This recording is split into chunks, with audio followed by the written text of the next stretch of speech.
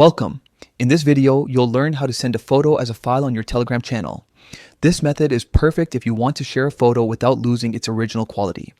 The process is quick and very simple, so let's get started. First, open the Telegram app on your phone or desktop. Once you're in, head straight to your channel. You can do this by tapping on the channel name from your chat list. This is where you'll post your photo in file format instead of the standard data image option that compresses it. Now, take a photo or choose an existing one from your gallery or file manager. If you're using your phone, you can quickly access your camera to capture a new picture or simply browse through your albums to pick the one you want to send. Once your photo is ready, it's time to move on to the sending step. Next, tap the send button, but here's the key part. Don't let go right away. Hold down the send button for a moment. You'll see a small menu appear on the screen. From the options that pop up, tap on Send as File. This is what makes the difference.